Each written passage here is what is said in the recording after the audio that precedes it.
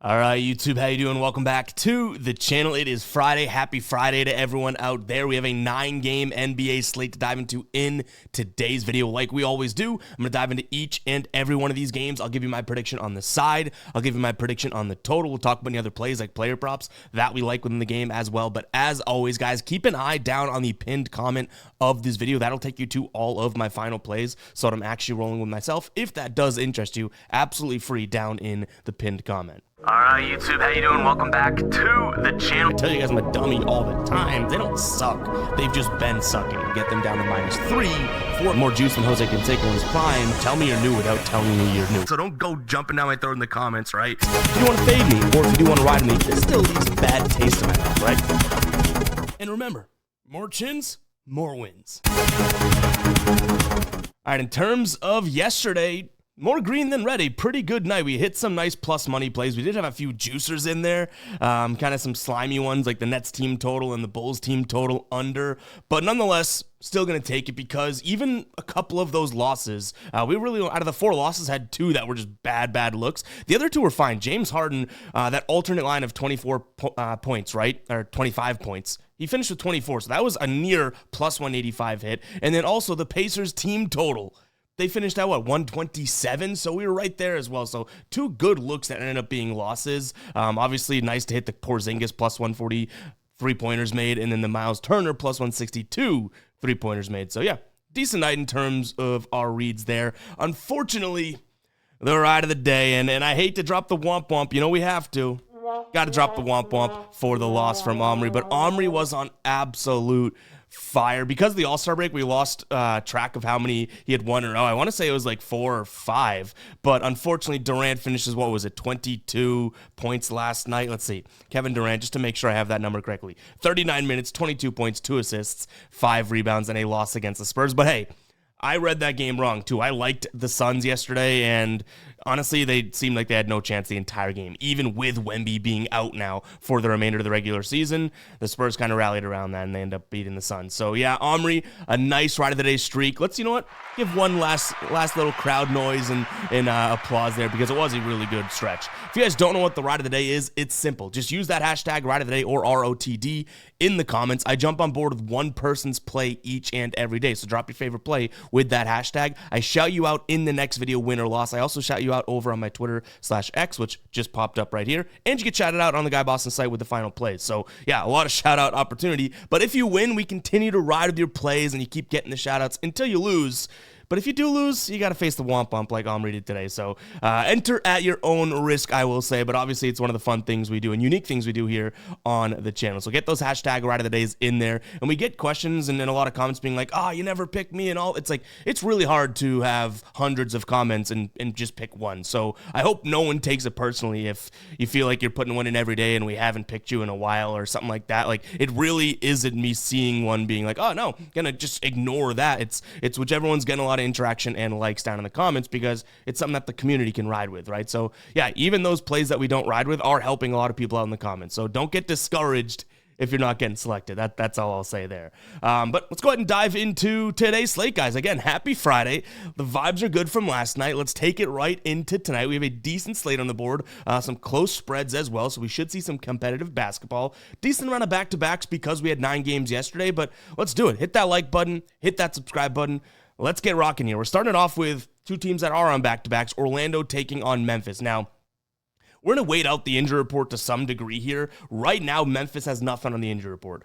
I almost find that hard to believe to some degree because they have been so beaten and bruised all year. But hey, maybe they will be healthy, and we'll judge it like that. We're trusting the information we have right now. But again, back-to-backs, they may report some injuries a little bit later. Orlando, Jalen Suggs listed as questionable. So both teams should be fairly healthy, especially if Suggs comes back here. I don't know if I'm willing to buy into this Orlando team just because they beat the Hawks. Like, yes, I liked the Hawks yesterday. In fact, very, very close to rolling with the Hawks yesterday, plus 1.5 and on the money line. I was going to split a half unit. Glad I didn't, because Orlando honestly did look pretty good, but and they definitely controlled that pace. Like I said in yesterday's video, if this is a low-scoring game, Orlando has the upper hand, which clearly they did. They win 114 to 108, but they still haven't really proven to me that they're back, in a sense, back to like the team they were when they were healthy. So I'm going to take what I consider just the far better team in Memphis here. Now, I thought that yesterday, and obviously Memphis takes a big L to Indiana, right? But I still do think Memphis is the better team compared to Orlando. Orlando's a little bit better defensively than what we saw from Indiana. I'll give them that credit, but still, in back-to-back situations this season, Orlando covering in just 44% of games, Memphis 78% of games, so we like that. And like I mentioned, Memphis definitely is a different beast at home, but they still have a great cover rate on the road at 61%. So, yep, I'm just going to go towards what I think is the better team here. Give me Memphis in this spot, minus the 3 points. I think I've seen this at 3.5, so if you could still get a 3, it's obviously moving in the direction that we think is the favored side. So maybe a 3 could be a good look. And honestly, if you can get it at 3, you're probably still able to get like a minus 140 money line if that's your type of tea. If that's your cup of tea, I meant to say. In terms of a total here, we're sitting at 225. Similar to yesterday, I think if Memphis wins this one, they kind of up the tempo, but this is where I will give the Magic credit and credit to their defense and just credit to maybe there's a potential that they're kind of returning to form. They do play at a super slow pace, obviously, right? So, yeah, I don't mind the idea of them kind of slowing this one down, but Memphis still getting theirs when they need to. So I'll lean slightly towards the under, but I do think Memphis is going to up the pace. But I think that's why we see it at 223.5, right? Normally these Orlando games we're seeing 220, 219. So I think that we've already given credit to Memphis up in the pace just with the line. So yeah, I don't mind that spot. And I also will mention, I didn't mention this, but Orlando was in Atlanta. So they're traveling back to Orlando. Memphis in Indiana traveling to Orlando. So both teams are traveling in that back-to-back. It's not like Orlando's been sitting at home. So I don't think the back-to-back being at home is all that much of an advantage for Orlando. And like I said, Memphis already better on back-to-backs here. In this spot, I did dig into player props. Nothing jumped out of me. I would say isolation could be a spot in which this Memphis team could score, but Orlando's preventing a lot of teams from isolating. They're not necessarily allowing a lot of points. So we don't have the sample size necessarily as of late to see like, well, if they do isolate, will they score? That's kind of what I started to go down, but nothing really came to fruition. So probably Memphis and the under are the only two things that I'm considering in this spot. Washington taking on Milwaukee, another spot in which we do have no injuries listed on the Milwaukee side of things, but they're on a back-to-back, right? We saw tons of injuries from them yesterday, and it's what, these guys are just okay. So I'm not exactly sure if we can trust that everyone's going to play. Multiple teams being on back-to-backs is going to give us some headaches with injuries, but we did see Giannis and Lillard both play yesterday. I think, I want to say Jackson didn't play, and that was the other guy on the injury report, but everyone's listed as good to go, except Bobby Portis, who mixed up his pills. I mean, though, if you guys have heard the story, he took a pain medication or whatever, and it ended up being a banned substance, but he thought it was one that he had taken before. I'm not a doctor. It's like Tylenol and Tylenol. Sometimes I call BS on those stories. I will say in this case, those pill names and prescription names were so damn similar that I could see the mess up, but we're talking about like professional athletes here with professional assistants. Kind of smells fishy, but you know what? He says he didn't mean to. He's suffering the consequences. We can't say too much about it, right? Anyways, in this game, if everybody plays, I can't imagine why we wouldn't like Milwaukee -7, right? I hate to chuckle when I say that, but this Washington team stinks, and I don't really care if they're rested. They haven't played yet since coming back, and Milwaukee's on a back-to-back. My concern here with this number is that even though we don't see anything on the injury report right now, I find it hard to believe that Milwaukee fully healthy, only 7-point favorites. I think I've even seen a 6.5 rolling around. Someone's not playing. Lillard, Giannis, something's going on there. So yeah, based on what we have right now, yes, we record early in the morning. If Giannis and Damian are playing, then I'll happily lay 7 points here against one of the worst teams. If not, probably the worst team in the NBA. Now that total is sitting at 229. I don't mind the idea of an over, but I'd probably pivot, and it, again, kind of ties and hinges on the fact that we want to see if Giannis and Dame are playing. I would say I'd go with a peek at Milwaukee's team total over. But those guys would have to play, at least one of them, right? In fact, even if Dame plays and Giannis doesn't, or vice versa, I probably still wouldn't mind a Milwaukee team total over. Right now, we're looking at over 115.5. I don't see how the Wizards are going to be able to stop them. They played back in December, and Milwaukee actually had one of the a scary offensive game in a sense. They only scored 112, but the game before that, they scored 124. That was a banged-up game for Milwaukee, too. So Milwaukee team total over in this spot. And then, unfortunately, yeah, we still are waiting on a lot of injuries, or at least what I think could be injuries in this game. No player props, unfortunately. We do have player props coming though, but for the time being, guys, everyone that's looking for player props, let me put a smile on your face, because over on Caesars, they have a really, really cool deal going on right now. New users can bet $1 and you double your winning for the next 10 wagers as new users. That's really cool. I think the max play for those 10 units, 10 next wagers is $25, but still, that's a really cool deal. Bet $1 and double your winnings for your next 10 wagers up to $25, yes, in max bets per those boosts. So yeah, very, very cool, guys. Go check out Caesars. That link will be down in the description as well as the pinned comment. It's a great book for some value if you guys are not on it. I always preach having the more, the merrier, because you can obviously odd shop and get the best lines out there. So go ahead and check it out. If Caesars is available in your state, get this deal. Bet $1, double your winnings for your next 10 wagers there. That link will be down in the description as well as the pinned comment. As always, guys, gambling problem, call 1-800-GAMBLER. All right, we should have a good one here. We have New York taking on Cleveland in Cleveland. Now, both of these squads also on back-to-backs. I feel like that's the only blemish on this game, right? You have both teams now playing on back-to-backs, and both teams traveling, right? Because New York was in Chicago and then Cleveland was in Brooklyn. So both teams traveling. It's not like Cleveland, again, similar to what we said with Orlando. They're not like on a back-to-back where they're just sitting there waiting and they get to rest. They do have to travel as well. This number seems really, really big to me. Like, 8.5 just seems very big. Now, on our projection model over on scorepredicts.com, guys, go ahead and check that out. Our newest launched product's absolutely free for right now. It's scorepredicts.com. Predicts is spelled Predix. Go check that out. Still kind of in testing, so we don't really publicize it that much, but the people that have heard about it and seen it have really liked it. It's for nice NBA player props and game projections. Anywho, we have this game projected right now at a 123 to 116 game for the Cleveland winning it. So obviously very close to this line, but still very much a spot in which I guess you'd say that the Knicks are getting some value. Plus 8.5. I mean, the last time these two squads played was back in way early in the year, and it was a close game. It was a 6-point game. Now, both teams are a lot different now. Cleveland got even better from that point, and damn sure the Knicks got better, because that was at the beginning of the year when they were kind of struggling. I have if everyone's healthy, which it looks like that's the case, right? Josh Hart and OG Anunoby, same as we saw yesterday. I would say if they don't play, then sure, maybe I can make an argument for Cleveland. But if even one of those guys plays, or even if we saw the Knicks that we saw yesterday, who kind of looked like they were struggling but still pulled out an overtime win, I would say this is a Knicks spot. It could be crazy because Cleveland, obviously, they had a down-to-the-wire game against Brooklyn, but they had to shake off some rust. New York played in overtime. I get it, but doesn't 8.5 just seem like it's a little bit too much to throw out there towards one of the best offenses in the league right now? Now, Cleveland's a very good defense, but they've actually struggled at scoring, preventing points in the paint as of late. Last 3 games, they're ranked 23rd in terms of points in the paint allowed. They played against Minnesota, Toronto, Brooklyn, not these prolific scoring teams, yet they're still struggling down there, right? We know that the Knicks like to score in the paint. In fact, in the last 10 games, no team is shooting in the restricted area more than them. So I do think that New York's going to be able to score, especially if healthy. And Cleveland, give them credit for being good at pick and roll defense, really bad in the isolation. So if, Jalen Brunson wants to get going, or even Mikal Bridges for an isolated sort of pull-up type of thing, we could see some success offensively from New York. So yeah, I'm going to lean towards the Knicks in this spot, and I also don't mind the idea of an over. I think it's a slight over. Like I said, I have this projected just about 240,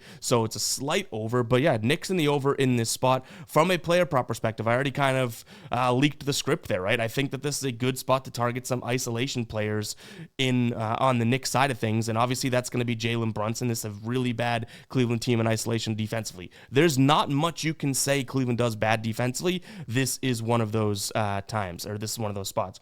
But also, looking at Mikal Bridges here, getting him at just 15 at 14.5 points, I think it's a decent spot for him as well. Now, obviously, we only have that one game of sample size, but he did have 19 points against them in that spot. They've kind of struggled in the paint, and like I mentioned, this is a Knicks team that likes to score in the paint. Mikal Bridges doesn't necessarily get to the rim, so the restricted area, but he loves to shoot right in that sort of pull-up jumper in the paint area. So I think that he could have a decent matchup here overall as well. In fact, his last 5 games, including this one, he's gone over this line. Now, he did obviously was playing for a different team last year, but overall, still, he likes to play against his Cavs team. And you know what? Screw it. Let's tease little score predicts right now as well. That's how you spell it, by the way. scorepredicts.com. Go check it out. I'm not going to put the link anywhere because, again, we can't handle an influx of users right now. But definitely excited about this tool. But Mikal Bridges, let's see what we have. We have him projected at 16.9. Sportsbook's at 15.5. That means we're giving him a predicts edge of 1.4-ish. Yeah, I like that. This is what this tool does as of right now. Like I said, we also have the game projections, which gives the score and kind of what the model would lean towards. Right now, this is hitting at right around 57.8%. So pretty damn good. But yeah. There we go. There's a little tease at that. But let's get into the next game here. We have Toronto taking on Miami. Weird one here. Now, Tyler Herro's listed as questionable, actually probable, so that's good. Kevin Love out. Brendan Ingram, Jakob Poeltl, and PG Tucker all listed as out here. So Toronto starting lineup quickly, Dick, Barrett, Barnes, and Mogbo. I think that this is a spot in which Miami... I almost want to say dominate. I do. Because of Khalil Ware and Bam Adebayo. Bam Adebayo has been feasting lately. I think this Heat team should be able to win by 4 points against a Raptors team that's lacking down low, right? But this line is moving in a weird direction. Now it's minus 2.5. Obviously, the graphic says 3.5, but now it's down to 2.5. That total's down 2 points as well. I'm thinking maybe Tyler Herro is downgrading in terms of his chance to play, but I can't really imagine why. Like, he's had a long break. So if Tyler Herro plays, I don't have any reason to not like Miami in this spot. Like I said, this Toronto defense down low, I think this Toronto defense, first and foremost, is starting to fade a little bit. They had their good run. They have some decent games in there, but more or less, like, I think that they're kind of a middle of the pack D. I wouldn't say that they're a terrible D. But the way Bam's playing, the way Khalil Ware's kind of come onto the scene, like, this should be a spot in which Miami's able to, I don't want to say dominate, but I've already said it, dominate down low, especially with no Jakob Poeltl, right? And Scotty Barnes, good defender, but you're telling me Bam Adebayo and Khalil Ware can't outmuscle and outsize him? So yeah, give me Miami in this spot. I do think that this is a decent spot for them. And also throw in the fact that, Toronto on the season hasn't been the best three-point defense. They've been decent. They haven't been the best, but if Tyler Herro plays, then yeah, we're going to have the ability to shoot some threes as well and some pull-up threes as well, because pull-up defense has been the way to beat this Toronto team. Catch and shoot, not so much. Pull up threes, pull up shots has been the way to do that. So yeah, I don't mind this spot for them. I also don't mind, like I said, Bam Adebayo just overall. Now, are we getting lines that are kind of creeping up there? Like for Bam Adebayo right now, his line 17.5. He's been crushing it. If we look at his last few games, 26, 21, 30, 23, 18, 18, 22, 27. The dude's been crushing it. He really has. Against Toronto last time, he had 21 points. We need the field goal attempts from him, but I loved this sort of line when it was at, 15 and a half and that type of thing. Now we're at 17 and a half, asking for 18 from Bam, in which he's only averaged 16.7 per year. Could be a decent task, a tall task, but everything I said still stands true in my brain. He should be able to dominate down low. So give me Bam in terms of his points. Maybe there's like a Miami money line, Bam, 15 plus points, same game parlay. That makes a little bit more sense to us. So that's something that we could definitely keep an eye on there. I like Toronto's team total under as well. I know that they, are getting quickly back and whatnot, but I don't necessarily think that this is a quickly that has been totally game-changing for them. Like RJ Barrett and Scotty Barnes are clearly the scorers of that team. The way that they're going to score is getting into the paint, and I do think that there's a lot of length and size down there for Miami. So I might lean towards an under overall, but I'd say team total under for this Toronto team. We've cashed out multiple times this season, and Miami will play at a slow pace, so even that should impact how many points Toronto scores, even if they're not like prolific defensively today. San Antonio taking on Detroit. Kind of hate that we like a decent amount of favorites today. Like, I think the Knicks are the only one, and that's pending on injuries. But this screams Detroit's spot for me. Before we break down why I like them actually on the floor, the spot screams Detroit. It truly does. Now, you have a healthy Detroit team. Jaden Ivey, we know, is out, right? But the San Antonio team just kind of got the news that Wemby's out for at least the remainder of the regular season, right? Okay, that's tough. But don't we know, if you watch sports, and this is not the most analytical approach, but it is my opinion. In fact, comment 19 if you made it this far in the video, and let me know if you agree or disagree with this sort of take, because I don't think it's unique, but I do think that it's debatable. So many teams lose their best player, lose their coach, and then just like go out and look great the next game, right? We see it in football all the time, actually, with their head coaches. But then all of a sudden it's like, whoa, back to reality, we lost our best player, and things kind of, the next shoe drops. I sense that with this San Antonio team. They're already not having a phenomenal season. I mean, promising, you could definitely say, because obviously Wemby's, getting better or was getting better. They get De'Aaron Fox, but this is still a team that is 24-29 this year. They're outside of the playoffs right now in the West. So, yeah, they beat the Suns, but who isn't beating the Suns, when the Suns are on the road as favorites this season? You know what I mean? So I think that was that sort of like, hey, like, let's rally around this bad news. Now they come back down to earth against a Detroit team that I do think is playing some really good basketball. Now, who has Detroit played lately? Not exactly the best of, opponents, but they're playing some good basketball. And yes, they just smoked the Bulls twice in a row. The Bulls are tanking. The Bulls stink. I get it. The Bulls also played the Knicks kind of competitively last night. So it's like maybe Detroit just looked good and we kind of want to say like, oh, we are excusing that win. Whereas now I'm giving them credit for that win. So yeah, I think that this Detroit team is, in a decent spot here. Now, when we look at this, like I mentioned, how these two teams match up, San Antonio is technically a top 10 team in terms of defending the paint this season.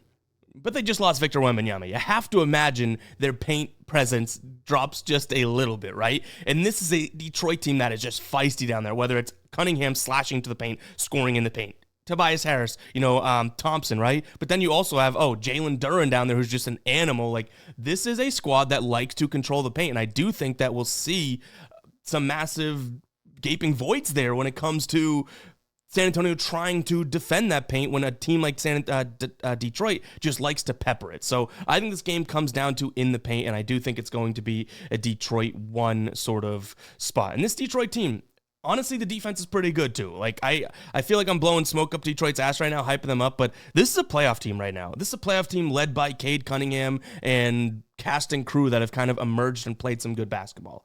Let's give them some credit. I think they're 5 points better than this San Antonio team. I feel like because I ranted about this so much, I have to look at Detroit now as like a real final play, right? San Antonio is also on the back-to-back. I'll throw that in there, so maybe that helps us out. But yeah, I feel like I just presented that like as if this is just like an automatic final play. I just think the spot screams Detroit.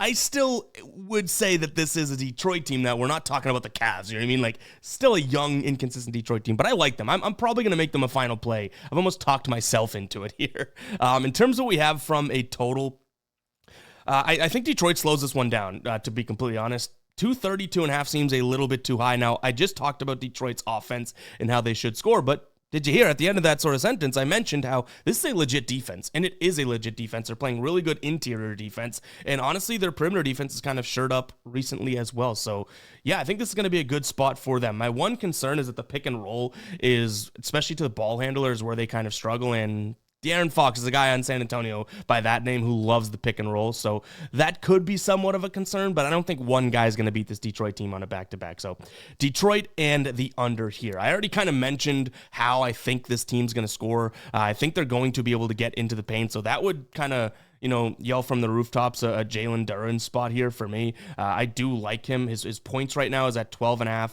His rebounds right now is at 12.5. I don't mind a Jalen Duren double-double spot. I forget what we had for odds for that. Let me get an updated line or updated odds for you.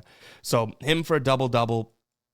Right now you're sitting at minus 130 over on FD. I don't mind that. He's had it in 7 of his last 10 games on the year, about 50% of the games on the year. On the road, a little bit worse, but I'm not going to put too much weight into that. And then he did play San Antonio last season, and he ended up having, I think he had a double-double there, if I'm not mistaken. So, yeah, I don't mind the spot for him. If you do want to just go with, 12-plus points and 10-plus rebounds in some sort of a same-game parlay to get better odds, I don't mind that either. I think that he could have a good scoring night tonight as well, and he's been scoring the ball fairly well. So yeah, Jalen Duren's going to be my guy, and I also don't mind Cade on his assists. Now, Cade Cunningham is turning into what I would say one of my favorite guys to watch in the league because he just does so much, right? Right now, over 9.5 assists for plus money. I don't like this if you're not getting plus 110 or beyond, okay? So I don't think he's going to go out there and definitely get 10 assists, but I think the opportunity could be there for him to be able to get those 10 assists, meaning that plus money kind of seems like we have some value there. So hopefully that makes sense. I feel like I'm rambling in today's video, guys.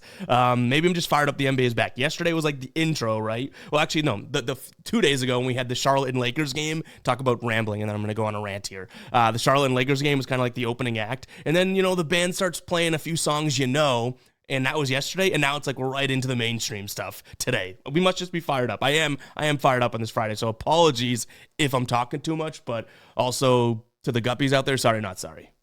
Dallas taking on the Pelicans. This Dallas team is just riddled with injuries right now. PJ Washington, honestly, if he plays, then great. That's an upgrade, but still, he's their starting center right now. Anthony Davis, Derek Lively, Daniel Gafford, Dwight Powell, all these guys not playing is just brutal. And honestly, that's kind of the path that I would say. Now, I would never probably put my hard-earned bread on the Pelicans, but this is a Pelicans team that likes the paint. Zion Williamson, I don't know if you heard of that guy. He likes the paint.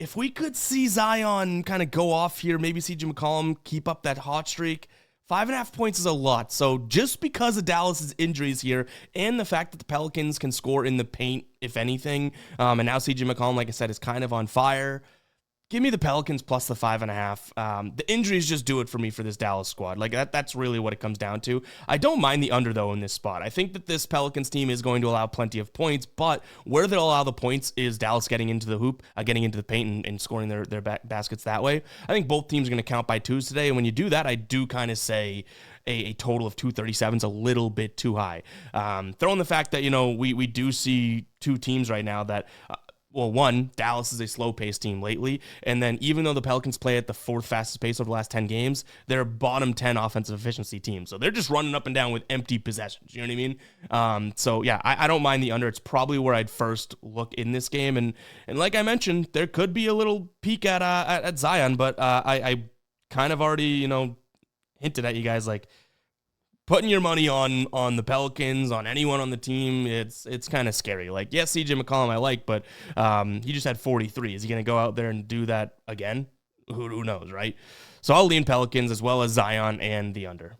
Rockets, Minnesota. All right, we're probably going to have to wait this one out like entirely in terms of the injury report. Mike Conley, Anthony Edwards, and Rudy Gobert listed as game time decisions. We obviously have DiVincenzo and Randall out. And then same thing on the Houston side of things. We do have a big piece out. Fred VanVleet's still out. So if everyone's healthy, I think that this Rockets team is really struggling right now without VanVleet. And I think it shows how important he is, even though he's not the most flashy guy when you're watching. But I don't think that this team's playing all that great. So I'm gonna if everyone plays, I'm gonna lean towards Minnesota. But keep an eye on the pinned comment because a lot could change in this one just due to the fact that we have literally like the top three guys that we need to know if they're playing right are listed as questionable on the Minnesota side of things. Certainly the top two. Like in this case, I would prefer in order Anthony Edwards, Rudy Gobert, and then Mike Conley to be playing, right? And all we know right now, confirmed guys, McDaniels and Reed in their starting lineup. So keep an eye on the pin comment to see what we do with this one. If anything changes and we do roll with something, we'll obviously put a little blurb underneath it.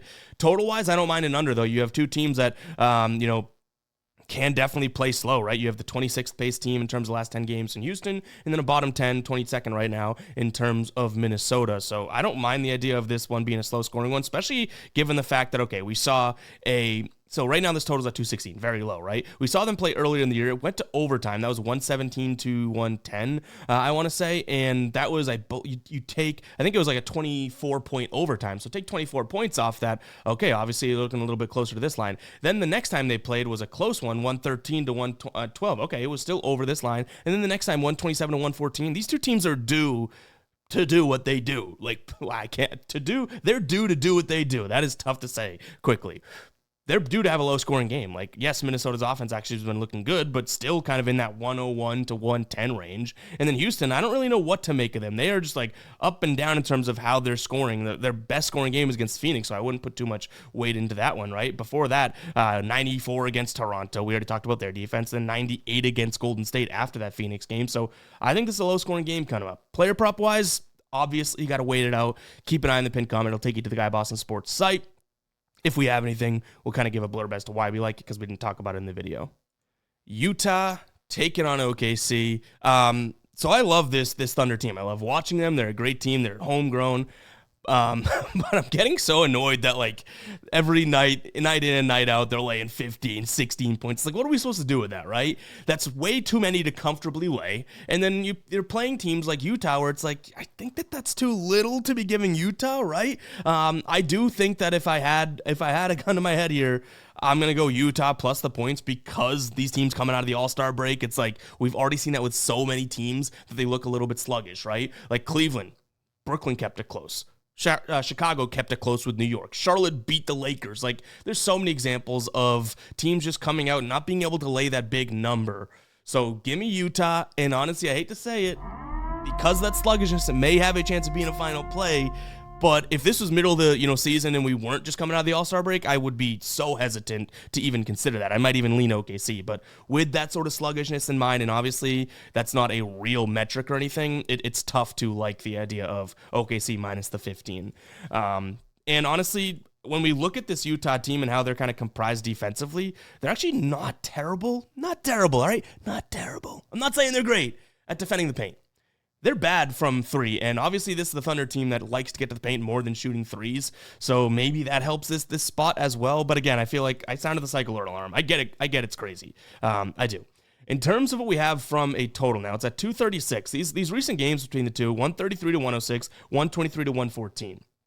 Both went over the line that they had there, came close to this. Actually, I guess they both went over this line, right? So I do think that this is a spot in which, OKC is going to run and Utah's going to run, but I'm still trying to put some weight into the fact that these teams may not have their full legs under them, right? Like, is that all that crazy to think? I don't think so. So give me the under. It's a high number coming to the All-Star break. I know it's kind of annoying to be like, it's a sluggishness and there's no data to prove that, but based on what we've seen so far from other teams, maybe that'll be the same case, especially OKC on the road. Like, I don't think they're going to come into this one all fired up as much as they would if they were opening up their second half of the year at home. All right, I'm excited. I think this is going to be a good game. I'm excited for this one. Injuries-wise, we do have Jonathan Kuminga still out, but everyone else looks like they're fairly good to go. Curry, Podziemski, Moody, Butler, and Green is the Golden State starting lineup. Then we have Malik Monk, Zach LaVine, DeMar DeRozan, Keegan Murray, and Sabonis. I still think this Kings team, even though they're one of the teams that screwed us in the beginning of the year, I still think they're going to make a push. Like, they've been letting me down when I think that, right? Like, we liked them. Actually, we took them against New Orleans. They cashed, and then they ended up losing the next game. We didn't actually roll with that one, but, that was just because it was a back-to-back, same situation. But this Golden State team kind of putting some things together. Like, they're 3-1 heading into this All-Star break. Now they're coming out. They beat Milwaukee. They beat Houston. They smothered Chicago, lost a close one to Dallas. So I do think this Golden State team's playing some good basketball. You do have the Jimmy Butler effect, which, since they got him, I guess they look a couple games, right? I guess they look okay. They lose that really close one to Dallas. So yeah, I'm interested to see where most people are going to go in this one. I think I'm going to look at the home dog though. I think this Kings team, they don't have the best bench, but they really do have a good 1 through 5. And I think that they match up fairly well against this new look Warriors team. I think the Sacramento team should be able to score inside, which had been Golden State's sort of forte all along, but not exactly the strongest defensive team inside interior-wise overall at the rim, which is where Sacramento likes to score from. It's very important to note the difference between the restricted area and in the paint for this matchup, because Sacramento lives at the rim, whether it's, Sabonis or guys slashing, but Sabonis at the rim type of thing, right? Golden State, in their last 10 games here, been pretty good at defending the paint. Even the numbers would say that. You kind of isolated even more to the restricted area. They're actually allowing a 73.5% field goal percent to their opponents, which is really, really not all that great, right? So I do think that we have a good little opening for Sacramento to get some easy buckets when they need to. So yeah, I'm going to lean in that direction. Sacramento plus the 2 points. I like Sabonis in this one as well. Like, this is a very small Golden State team, right? And you have Sabonis against Draymond Green. So I like the idea of Sabonis no matter how you really want to play him, to be completely honest. His points is probably where I'd go. Last time he played Golden State, he had 26 points against them. He's averaging, this season, averaging 24 points against them per game in 2 games. So yeah, I like this spot. When he was home against them last time, and that was only on January 22nd. Recently, that was the 26-point night. Rebounds should be good as well. His assists. Maybe this is a points plus rebounds night for Sabonis. That's where I'd go. Give me Sacramento, Sabonis, and then in terms of what we have from a total, I think I'm going to refer back to how I was talking about, when teams like to score in the paint, I think things slow down a little bit. The one thing I will say, and we haven't even talked about this yet, so I apologize, because if you like Golden State, your angle is very clear today, and I haven't even mentioned it. You're probably screaming at the screen. Sacramento stinks defending the perimeter. Golden State's obviously a perimeter offense with Steph Curry in charge, right? So that's how you make that. But I do think that the Sacramento team is going to start playing better defense, especially given the fact that, no Buddy Hield now in the starting lineup, and Jimmy Butler isn't a perimeter guy. He's going to try and get into the paint more. So I think that, yes, we've seen plenty of this season their perimeter offense. I think we're going to see a little bit less of that, so their superpower kind of loses its edge to some degree. So give me the under in this spot as well. But guys, it's going to wrap it up for today's show. Hopefully you guys did enjoy. If you did, you know what to do. Hit that like button, hit that subscribe button. Enjoy your Fridays. We'll catch you guys in the next one, all right? Peace out.